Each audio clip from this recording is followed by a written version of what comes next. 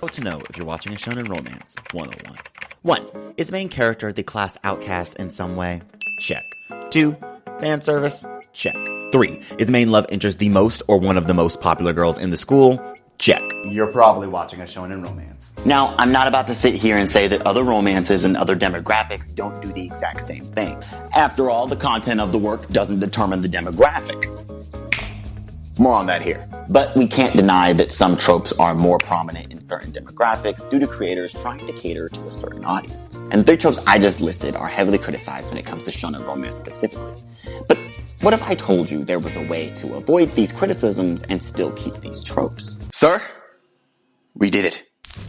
Show me. We spent weeks, nay, months, breaking down the Komi-sans, the Nagatoros, the Takagi-sans. We dug deep. And we also spent a lot of time reading Haikyuu, so, well, you know. It's Haikyuu, the GOAT. Definitely. So yeah, we added some sports elements, but it's still a romance. A healthy balance. Actually, guys, there's this josei anime/manga called Chihara Fuyu that does the exact same thing, but a lot better right now. Shut it. Okay. One day. Let me see it.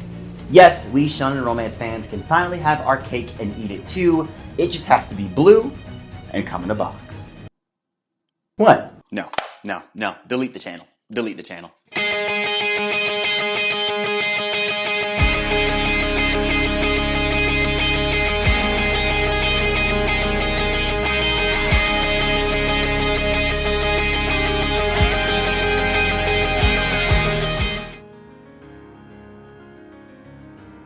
Blue Box is the smash new hit romance anime of the season and one of my most anticipated anime of the year because I'm 2 for 2, baby. I'm a manga reader for this one.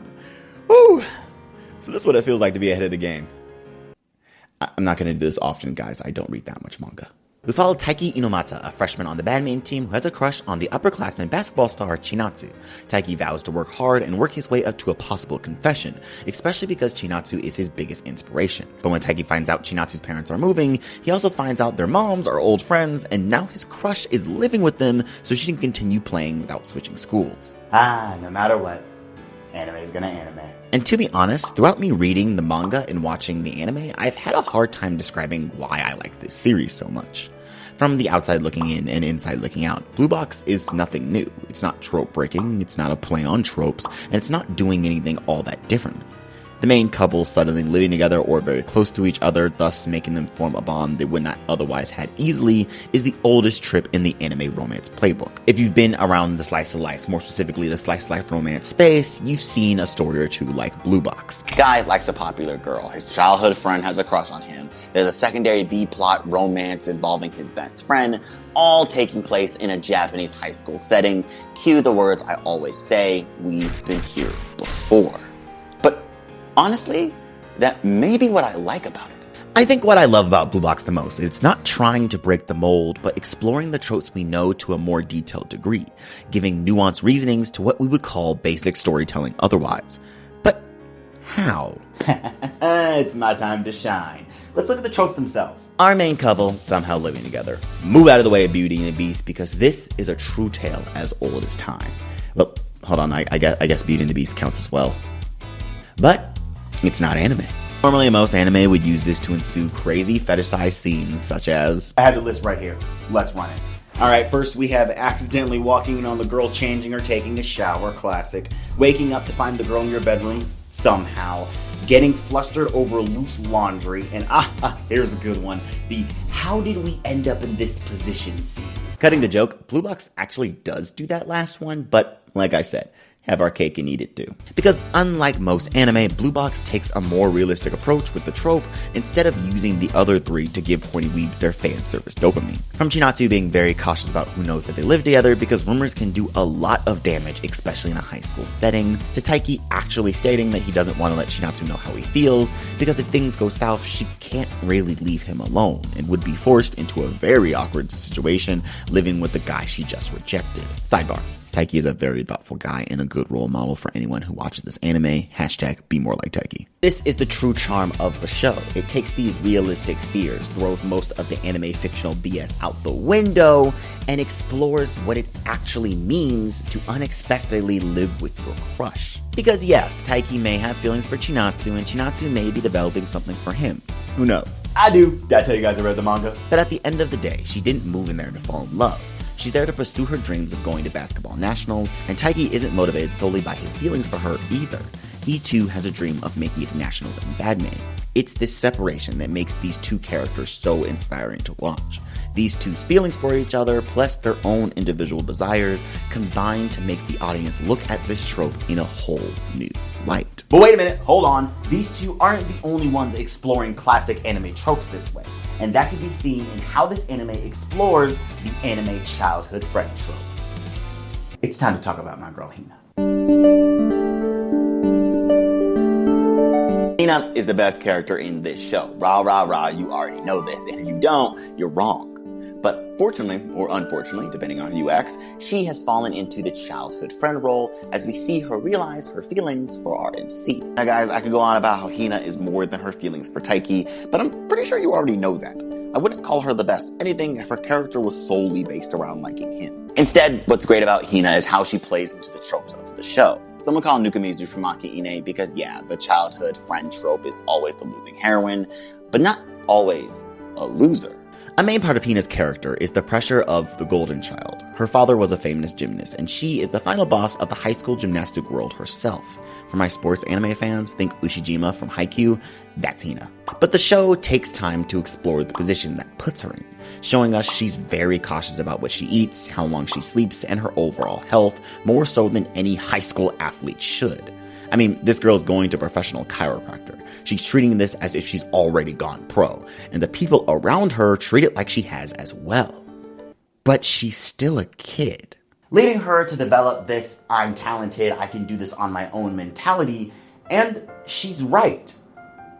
But that doesn't mean she should. This is where her feelings for Taiki come into play. A boy who has never cared about talent and refuses to deny her his aid. Although he recognizes how amazing Hina is, he also realizes that she's still human at the end of the day. And yeah, it's all bittersweet because you already know she's going to lose from the jump because we're informed from the very first episode who Taiki likes. But once again, to my point, same trope, but in a new light. Hina doesn't just like Taiki because that's her role in the series. There's a reason that we are shown, not told, why these feelings develop, exploring the trope we all know too well. Another sidebar, am I the only one that feels like Hina and Taiki have a little bit more chemistry? Just a little bit? I don't know, just a little tiny bit? Let's start a shipping war in the comments. Hina learning from her situation, having the courage to shoot her shot anyway, and all around be a mature character who still has doubts and shortcomings, just makes her even more fun to watch in this sports and romance. Okay, I'm just gonna cut you off there. I'm in the middle of filming the emotional ending of this video. Can this wait? No, not really, because you keep calling this anime a perfect blend of sports and romance, like the goat Chiharu Fuyu, but is it? No, it's not. Hear me out. I'm not the only one that has said Blue Box is a perfect blend of sports and romance, but halfway into writing this video and analyzing the show, I don't think it is. Instead, it's more so using the veil of a sports anime to tell a romance story. That's why the games are so short, why they focus more on character interactions than how the sport is played, and why only the key character-defining moments of said sport are the best fleshed out. Don't come here trying to find another Haikyuu or Blue Lock with added romance, because Blue Box is not about to explain how badminton is played or the tactics within the game, because that doesn't matter to the story being told. People complain about the manga and anime skipping the sports content. You guys are not about to see a full badminton game for a minute. But that's the point. Different stories have different things to tell. You're not supposed to be invested in the character's sport fully, you're supposed to be invested in their relationships. It doesn't matter how Taiki won or lost the match. What matters is how he interacts with the rest of the characters because of it. So, in a sense, Blue Box is not a perfect blend of sports and romance because the sports aspect of the show is pushed to the side when it stops serving the romantic elements of the show. And this works because everyone loves a good romance anime, right? Right? It's a romance that happens to have sports in it. And I don't think that's a bad thing. If you're a sports anime fan, you'll appreciate the elements they do add. And if you're not a sports anime fan, then this may be the slight push you need into the genre. Alright, you've proven your point. Can I do my emotional ending now? Well, if you really have to say that, is it really gonna hit the same? Get out of here! Okay, I'll leave till the Chiharafuyu video. Final sidebar. I realize that we are slowly becoming an anime romance channel, and I swear I talk about other genres. Go check them out. But as for Blue Box, I'm really enjoying the anime adaptation because it's fixing pacing problems I had with the earlier parts of the manga, and with the anime added elements, characters like Chinatsu feel way more alive to me. We're able to not only see her expressions, but hear her voice, really helping the audience pick up on the emotions being displayed way easier, because if you're like me, Chinatsu was just a reaction panel for the longest time. I wasn't really feeling her on my first read-through, but revisiting the story in anime version has changed my whole outlook on her character, and I see the vision. I have to thank Blue Box. Because of its success, I feel like it's opened up the door to more stories like it hitting the main pages of Weekly Shonen Jump, or at least more romance manga in Jump Plus. But what I'm really thankful for is the lessons and themes this anime gives to fans of the demographic as a whole. Blue Box is inspiring. In all the tropes we discussed today, the running theme is self-improvement through connecting with those around you. It doesn't matter what your relationship is, but what you take from it. This anime is a lesson to lesser shonen romances that even with your tropes, love doesn't just happen. It's built. Yeah. There's my emotional ending. Did it hit?